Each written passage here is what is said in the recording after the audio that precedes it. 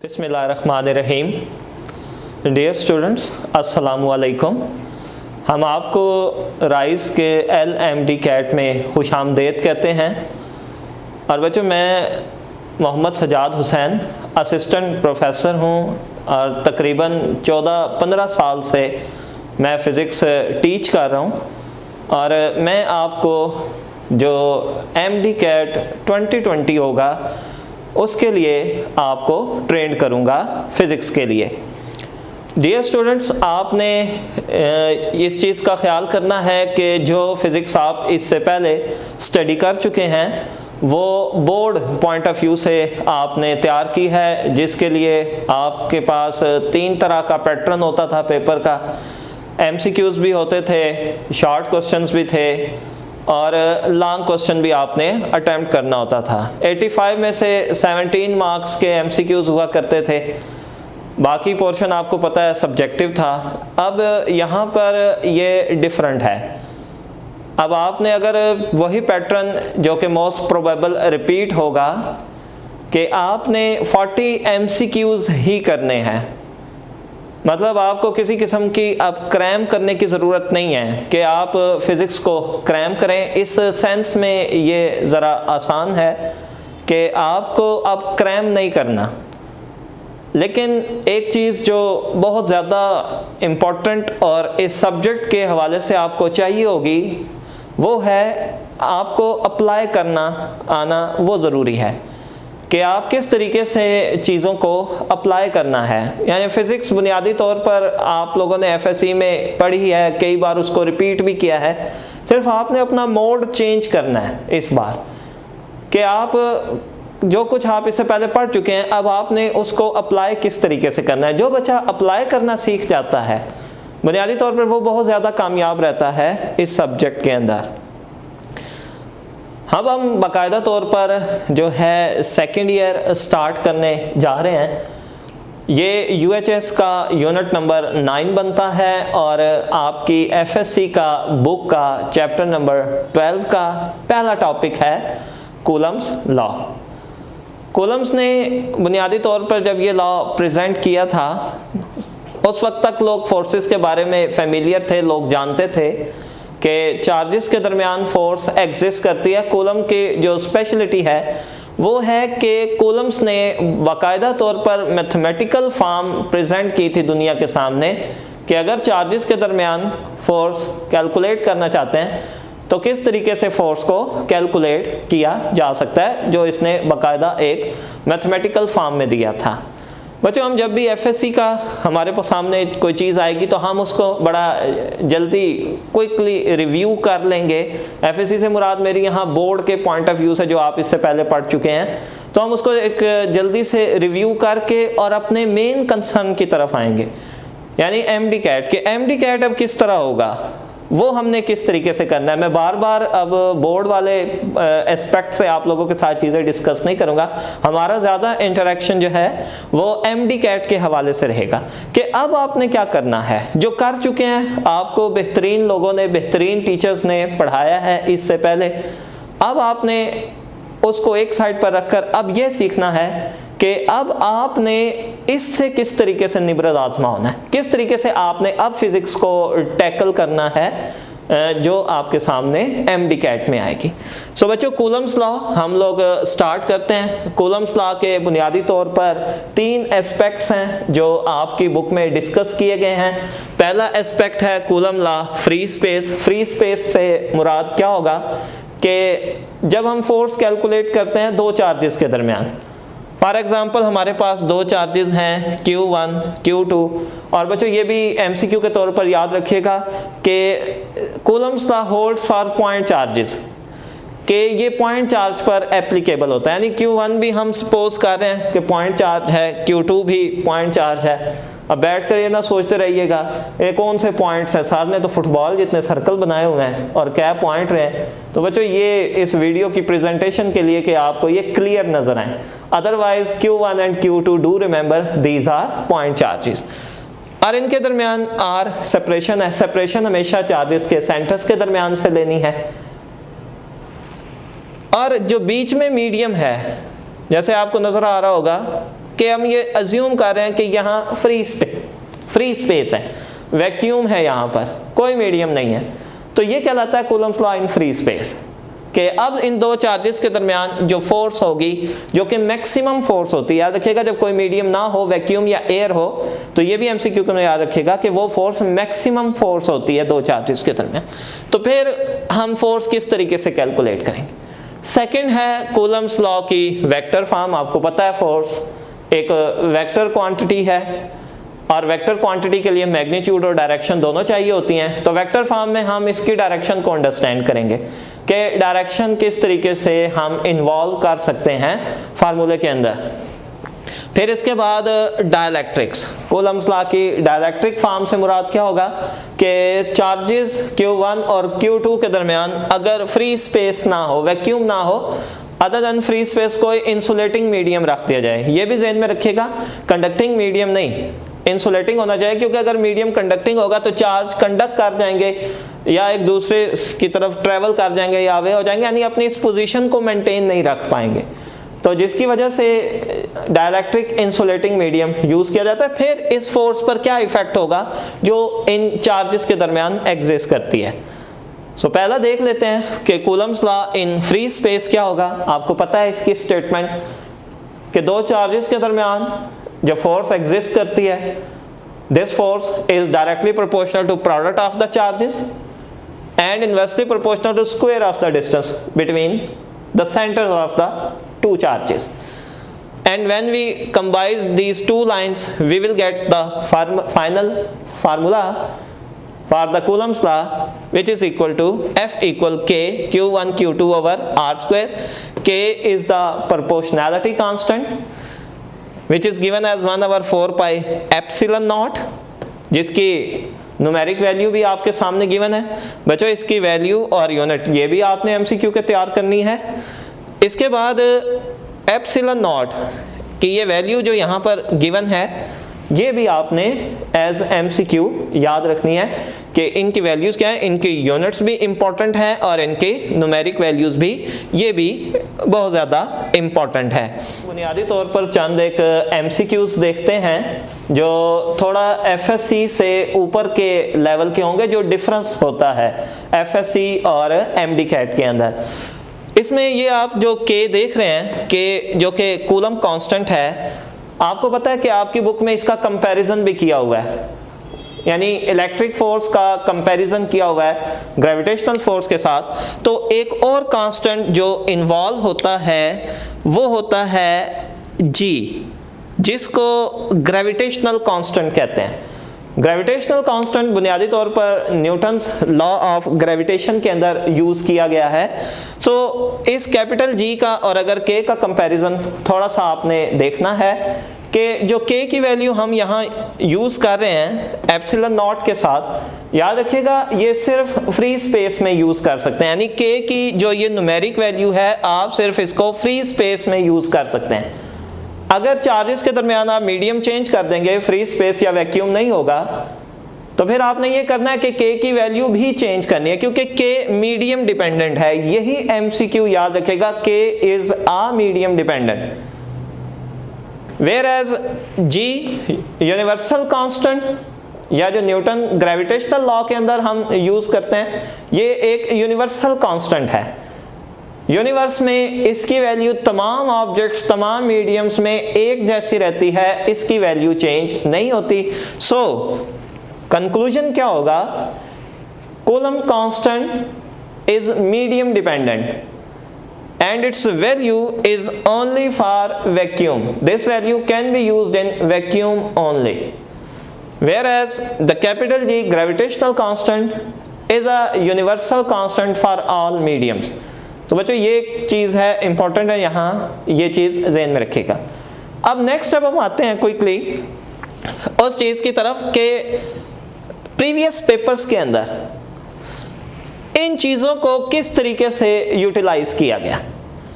आमतौर पे जो मेरा एक्सपीरियंस है, जो एंट्री टेस्ट इससे पहले जो हमने ओल्ड पेपर्स देखे हैं, क्योंकि हम तकरीबन ये काम कुछ 7-8 साल से कर रहे हैं, तो इसके अंदर एमसीक्यू किस तरीके से डेवलप हो रहा है। अब मैं चंद एक एमसीक्यूज आपके साथ डिस्कस करने जा रहा हूँ और ये ज़हन में रखिएगा कि ये स्टडी ही एमसीक्यू की है, यानी आपने ज़्यादा फोकस करना है, उन पॉइंट्स को मेमोराइज करना है, उन पॉइंट्स को लिख लेना है आपने जो आप लोगों को यहाँ पर एमसीक्यूज़ के अंदर एक्सप्लेन किए जाएंगे। अब ये बच्चों कुछ सैम्पल एमसीक्यूज़ यहाँ पर मैंने डिस्कस किए हैं। इसमें सबसे पहले ग्राफिकल शेप है कि ग्राफिकल शेप क्या होगी कूलम्स लॉ की। याद रखिएगा बच्चों, ये एग्जाम में आ चुकी है और यहाँ मैं 2 ग्राफिकल शेप्स डिस्कस की हैं और ये दोनों ही एग्जाम में आ चुकी हैं कि दोनों को किस तरीके से आपने देखना है। इसमें जो चीज़ इम्पोर्टेंट होगी वो क्या कि फोर्स क्योंकि डिपेंडेंट है, डिपेंड कर रही है डिस्टेंस के ऊपर। सो यहाँ पर 2 ग्राफ गिवन है, graph between force and square of the distance, और दूसरा ग्राफ जो गिवन है वो reciprocal of the square of the distance के साथ गिवन है। अगर तो ग्राफ आपको दिए जाते हैं, 4 ग्राफ आपको दिए जाएंगे, उनमें से करेक्ट आपने सिलेक्ट करना है। मैंने यहाँ करेक्ट ही ड्रॉ किया हुआ है।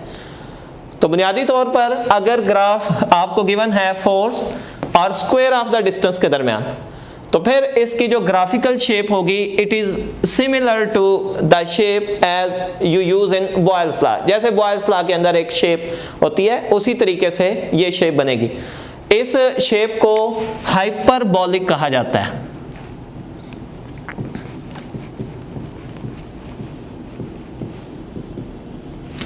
बच्चों ये हाइपरबोलिक शेप कहलाती है, यानी हाइपरबोला आपका वैसे कंसर्न नहीं है, चंद एक चीज़ें एडिशनल बता दी जाती हैं, बस यूँ समझ लें कि बच्चों को इम्प्रेस करने के लिए ये चीज़ें होती हैं। सम टाइम उसका एंट्री टेस्ट से कोई इतना ज़्यादा कंसर्न नहीं होता, लेकिन बच्चा कंपैरिजन जब कर रहा होता है, फ़लाँ टीचर ने बताई थी, फ़लाँ ने नहीं बताया, तो ये थोड़ा सा है। सिर्फ ये आप अगर नाम याद रखना चाहे तो कर लें, ऐसा चीज़ें कभी एग्जाम में नहीं देखा। तो ये हाइपरबोलिक शेप है, इसको हाइपरबोलिक शेप कहा जाता है। तो इस तरह का ग्राफ आता है जब आप ग्राफ ड्रॉ करेंगे force and square of the distance के दरमियान। लेकिन यही ग्राफ जब एंट्री टेस्ट में एक साल ये आ गया और नेक्स्ट ईयर जब ये ग्राफ दिया 1/r² के साथ। अब ये ध्यान में रखिए कि जब फोर्स डायरेक्टली प्रोपोर्शनल, अगर हम इसको इस तरीके से जब पढ़ते हैं कि F प्रोपोर्शनल 1/r², अगर आप 1/r² को एक सिंगल नंबर के तौर पर ले लें, फॉर एग्जाम्पल अगर मैं 1/r² को x से रिप्लेस कर लूँ तो फिर F इनवर्स 1/r² नहीं बनेगा। अगर मैं इसको इस तरीके से कर देखता हूँ तो ये F प्रोपोर्शनल x आ रहा है, यानी ये इनवर्स नहीं होगा, ये डायरेक्ट होगा।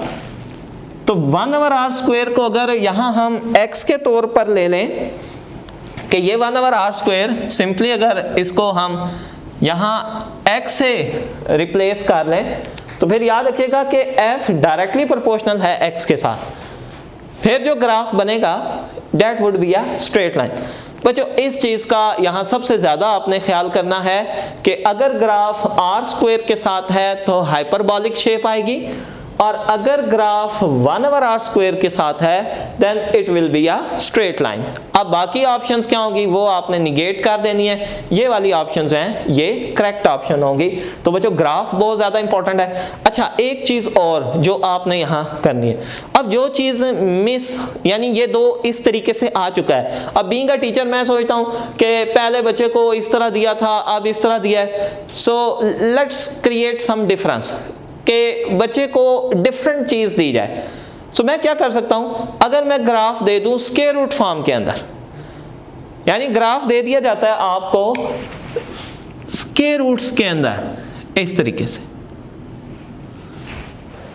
तो बच्चों फिर ये ग्राफ क्या बनेगा, फिर ये ग्राफ बनेगा स्क्वायर रूट f तो इसी तरीके से रह जाएगा।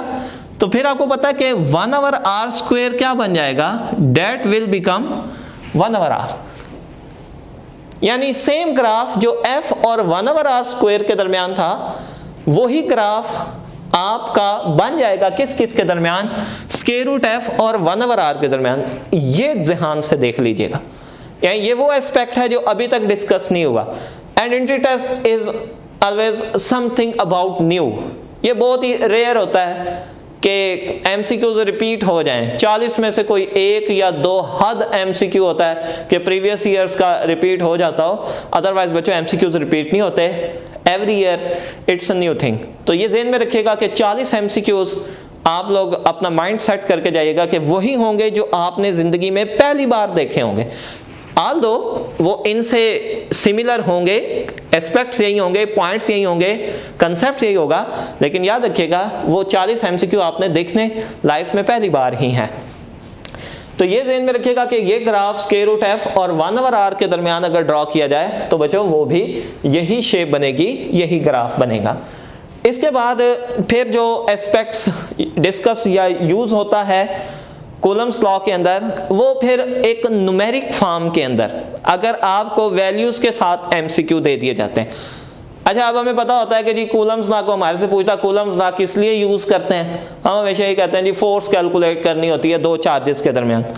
अब अगले पेपर सेटर को भी पता है कि बच्चे को यही है कि जी फोर्स कैलकुलेट करनी है, लेकिन वो आपको अगर एक हल्का सा इसमें एक शॉक आपको अगर दे जाता है कि फोर्स गिवन कर दे, फॉर एग्जाम्पल वो आपको दे देता है 2 charges placed at a distance of 10 centimetre having a force 0.36 Newton, one of the charge is 1 microcoulomb, then what would be the value of the second charge, कि second charge की value क्या होगी।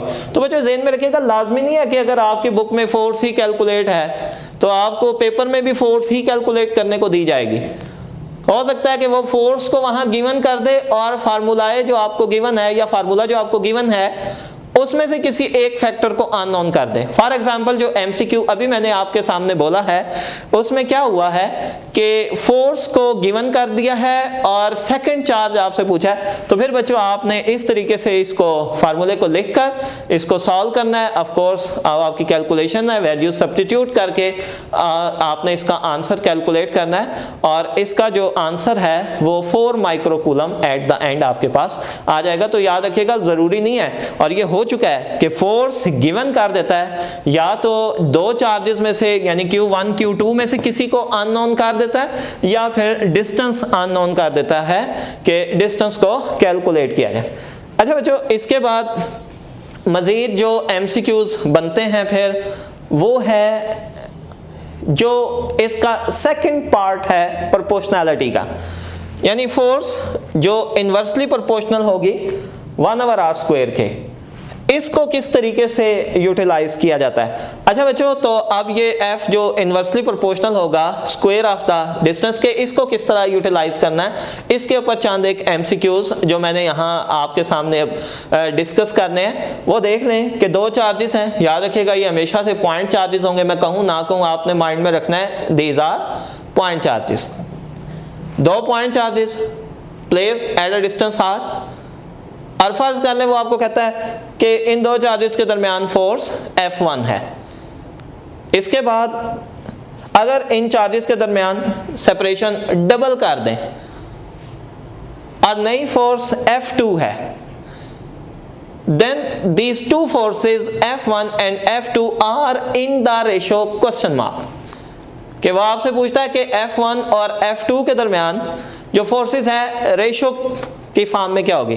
और बच्चों एक और जो बड़ा जिसको हम कहते हैं कि एक किलिंग कंसेप्ट होता है उसको ऐसा फिजिक्स के साथ तो नहीं रिलेट कर सकते, इसका जो अब्बा है मैथमेटिक्स, कि वो चीज़ आपको प्रोपोर्शनैलिटी में पूछने की बजाय इक्वालिटी के अंदर पूछ ले, तो याद रखिएगा कि दोनों के आंसर डिफरेंट होंगे।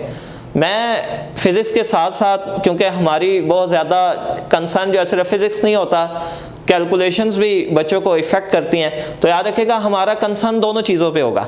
यानी कुछ चीज़ें मैं आपको फिज़िक्स भी यहाँ एक्सप्लेन किया करूँगा, साथ साथ हमने ये भी देखना है कि जो मैथमेटिकली उनको सॉल्व किस तरह करना है। तो बच्चों मैं ये एक सैम्पल के तौर पर, एग्जाम्पल के तौर पर आपके सामने एक एमसीक्यू अब ये सॉल्व करने जा रहा कि जब आपने प्रोपोर्शनैलिटी सॉल्व करनी है दो चीज़ों की तो किस तरीके से करना है, और जब इक्वालिटी करनी है तो किस तरीके से करना है। तो बच्चों पहले देखते हैं प्रोपोर्शनैलिटी। जब आपने प्रोपोर्शनैलिटी बच्चों सॉल्व करनी है तो आपने इसी तरीके से प्रोपोर्शनैलिटी की फॉर्म में लिख लेना है। फार्मूला अप्लाई कर दें के Q1 Q2 over are square ratio के Q1 Q2।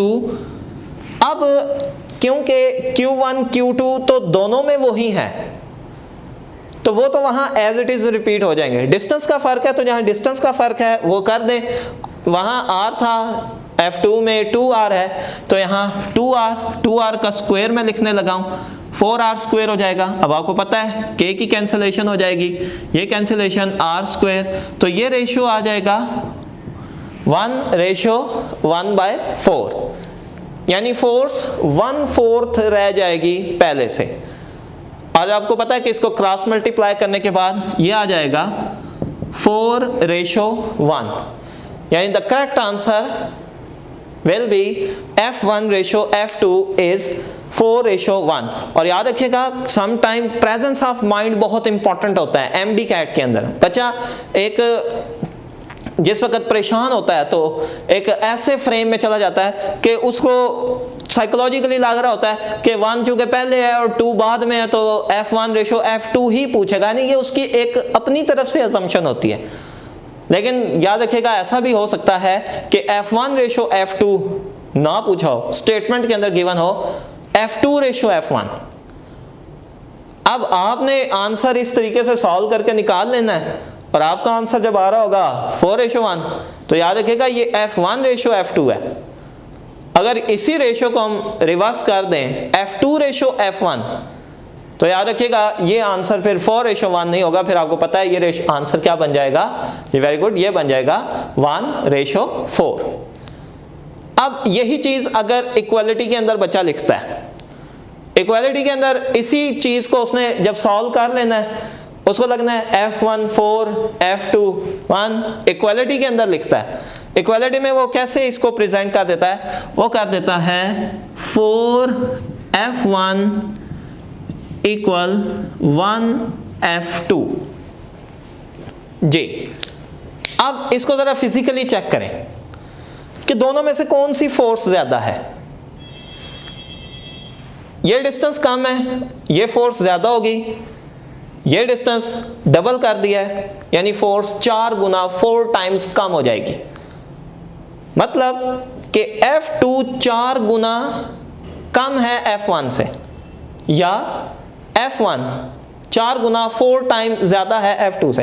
इस स्टेटमेंट को देखें, ये स्टेटमेंट क्या बता रही है, ये स्टेटमेंट बता रही है F2 = 4 टाइम्स ऑफ F1, यानी F2 4 गुना ज्यादा है F1 से। तो क्या बच्चों ये कंसेप्चुअली करेक्ट है? F2 तो 4 गुना कम है F1 से, लेकिन अगर आप इसी तरीके से फॉलो करके लिख देंगे तो याद रखिएगा ये गलत हो जाता है। तो जब आप किसी चीज को प्रोपोर्शनैलिटी में सॉल्व करते हैं तो प्रोपोर्शनैलिटी के अंदर तो वो एज इट इज जो आपका आंसर आता है वही होता है, लेकिन एक आपको ट्रिक सिखा रहा हूं कि अगर आपका आंसर जो ऑप्शंस आपको गिवन है वो प्रोपोर्शनैलिटी में नहीं है, इक्वालिटी के अंदर दी हुई है, तो फिर आपने क्या करना है, फिर आपने ये काम करना है कि फिर आपने इसको क्रॉस करके लिखना है इस तरीके से। यानी कैसे, ये आपके पास बन जाएगा 4F2 इस तरीके से, ये 4F2 = 1F1 and do remember it's wrong, it's correct। यानी आपके पास प्रोपोर्शनैलिटी का जो आंसर आता है वो प्रोपोर्शनैलिटी में अगर आपको ऑप्शंस हैं तो वो करेक्ट है, लेकिन अगर नीचे ऑप्शन प्रोपोर्शनैलिटी में नहीं है, इक्वालिटी के अंदर दिए हुए हैं, तो फिर बच्चों ये ट्रिक याद रखिएगा, फिर और कुछ नहीं सोचना, फिर आपने सिंपली इस तरीके से क्रॉस करना है, यानी F2 के नीचे F1 की वैल्यू मल्टीप्लाई करके लिख लेनी है और इस नंबर को इसके साथ मल्टीप्लाई करके लिख देना है। डियर स्टूडेंट्स, इसके बाद अब कूलम्स लॉ के जो सेकंड फॉर्म है, अब हम उसके ऊपर देखते हैं कि उसमें किस तरीके से हमने उसको प्रिपेयर करना है। ये कहलाती है कूलम्स लॉ की वेक्टर फॉर्म। फोर्स क्योंकि वेक्टर क्वांटिटी आपको मालूम है तो इसमें मैग्नीट्यूड भी होगा, डायरेक्शन भी होगा। इससे पहले हमने सिर्फ ये देखा है कि इस मैथमेटिकल रिलेशन से, जो ये वाला मैथमेटिकल रिलेशन ब्रैकेट्स में आपको नज़र आ रहा है, इस मैथमेटिकल रिलेशन से फोर्स को कैलकुलेट किया जा सकता है, यानी उसका मैग्नीट्यूड कैलकुलेट किया जा सकता है। इसके बाद अब हम बात करेंगे डायरेक्शन की, कि डायरेक्शन बच्चों आपने फर्स्ट ईयर में पढ़ी हुई हैं। डायरेक्शंस किसी भी ऑब्जेक्ट के लिए 3 डायरेक्शंस होती हैं, या वो एक्स एक्सिस के अलॉन्ग मूव करता है, या वाई एक्सिस के अलॉन्ग होता है, जी एक्सिस के अलॉन्ग, या कोई प्लेन होगा जो कि फिर कम्बिनेशन होगा एक्स वाई जी वगैरह का, या स्पेस होगी तो फिर तीनों आ जाएंगे, एक्स वाई जी तीनों आ जाएंगे। तो याद रखिएगा कि जब आपने डायरेक्शन एक्सप्लेन करनी है, सिंपली अगर तो फोर्स एक्ट कर रही है अलॉन्ग एक्स एक्सिस तो आपने यूनिट वेक्टर आई यूज़ कर लेना है। फोर्स की डायरेक्शन अगर वाई एक्सिस के अलॉन्ग है तो आपने यूनिट वेक्टर जे यूज़ कर लेना है, और अगर फोर्स की डायरेक्शन अलॉन्ग जी एक्सिस है तो फिर बच्चों के आ जाएगा। तो जस्ट आपने और कुछ नहीं करना, ये मैग्नीट्यूड ऑफ द फोर्स है, इसके साथ डायरेक्शन इन्वॉल्व करनी। अब मैं यहाँ पर एक एग्जांपल सपोज कर रहा हूँ 2 पॉजिटिव चार्ज की, कि Q1 और Q2 फर्ज कर लें अगर दोनों पॉजिटिव हैं तो ये किस डायरेक्शन में एक दूसरे पर फोर्स अप्लाई करेंगे। 2 सिमिलर चार्जेस का हिसाब और 12 साल के बाद शादीशुदा जोड़े का हिसाब एक जैसा ही होता है, इसी तरीके से रिपेल करते हैं। Q1 Q2 पर फोर्स अप्लाई करेगा इस डायरेक्शन में, हम फर्ज कर लें कि ये इस फोर्स का मैग्नीट्यूड F21 है। याद रखिएगा 1 से 2 की तरफ है, लेकिन इसको 2 1 लिया जाता है, और जो यूनिट वेक्टर इस डायरेक्शन को रिप्रेजेंट कर रहा है वो R21 है। इसी तरीके से Q2 Q1 को इस डायरेक्शन में रिपेल करेगा, और इस डायरेक्शन को हमने यूनिट वेक्टर R12 से रिप्रेजेंट किया हुआ। तो F21 डायरेक्शन के साथ यानी वेक्टर फॉर्म में क्या बन जाएगी, मैग्नीट्यूड इनटू डायरेक्शन, तो ये मैग्नीट्यूड आ जाएगा और ये उसकी डायरेक्शन आ जाएगी।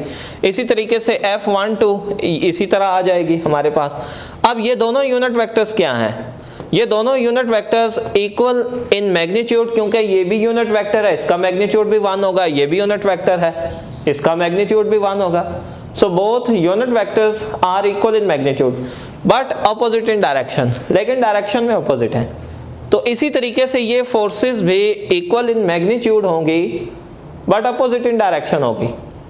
यानी अगर मैं इन्हें वेक्टर फॉर्म में इस तरीके से लिखता हूं तो इसको कहते हैं Coulomb's law in terms of Newton's third law, कि ये है कूलम्स लॉ, लेकिन इन 2 चार्जेस के दरमियान जो फोर्स है ये इसी तरीके से हम लिख सकते हैं जिस तरीके से हम न्यूटन्स थर्ड लॉ अप्लाई करते हैं, कि दोनों चार्ज एक दूसरे पर जो फोर्स अप्लाई करते हैं इट्स अ म्यूचुअल फोर्स।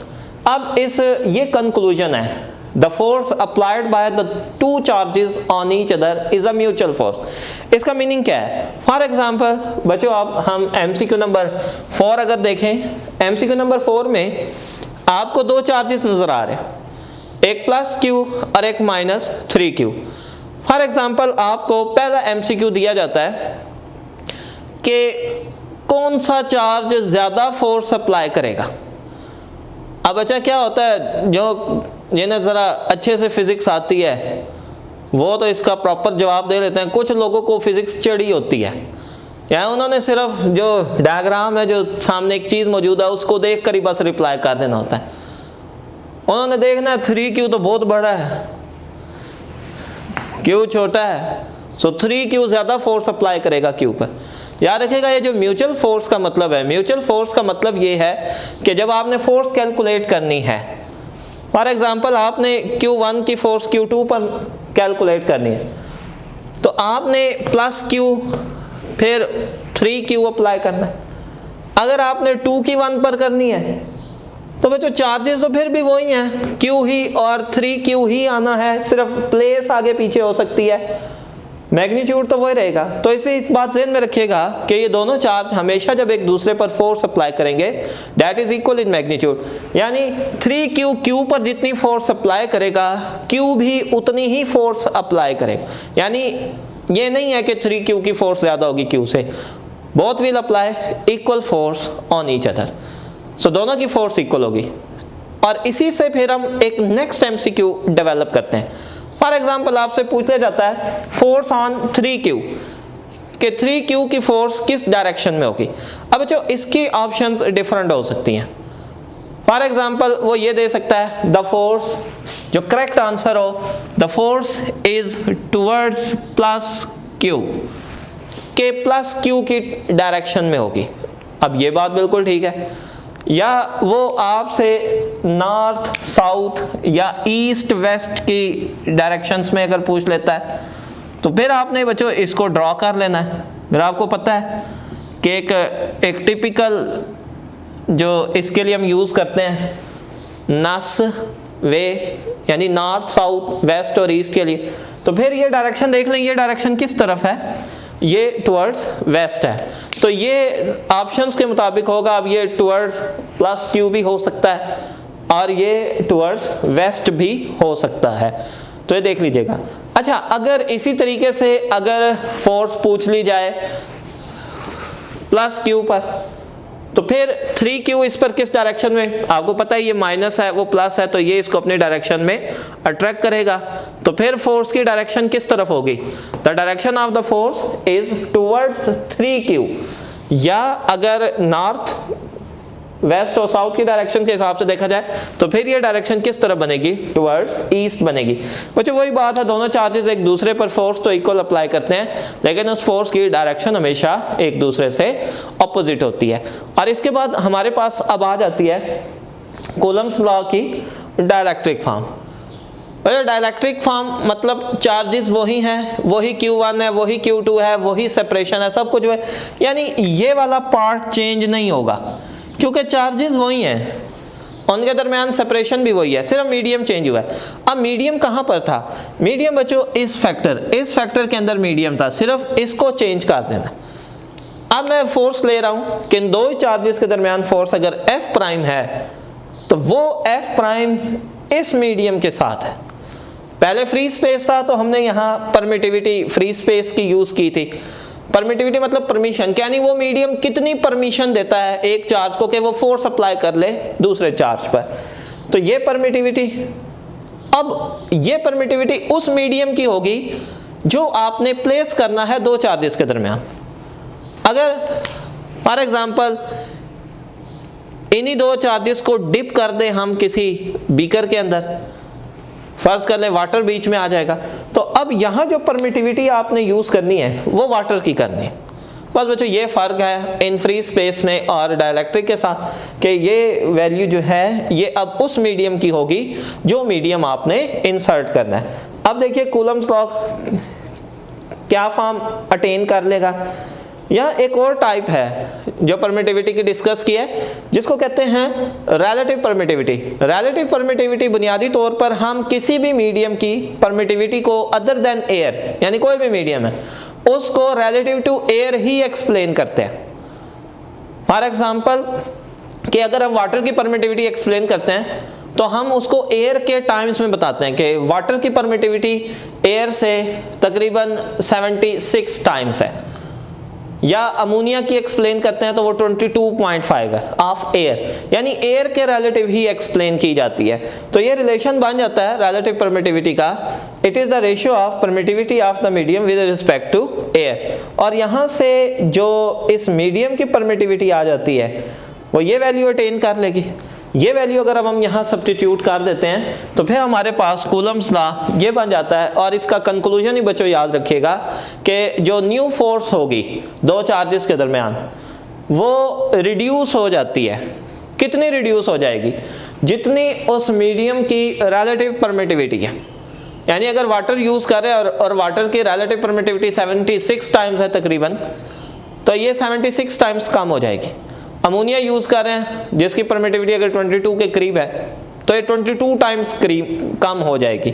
तो बस यही इसके अंदर डायलैक्ट्रिक के अंदर आपने ध्यान में रखना है कि जो फोर्स है मैक्सिमम फोर्स वो एग्जिस्ट करती है दो चार्जेस के दरमियान जब उनके दरमियान मीडियम फ्री स्पेस हो, अदरवाइज फोर्स हमेशा कम ही होगी as compared to in free space.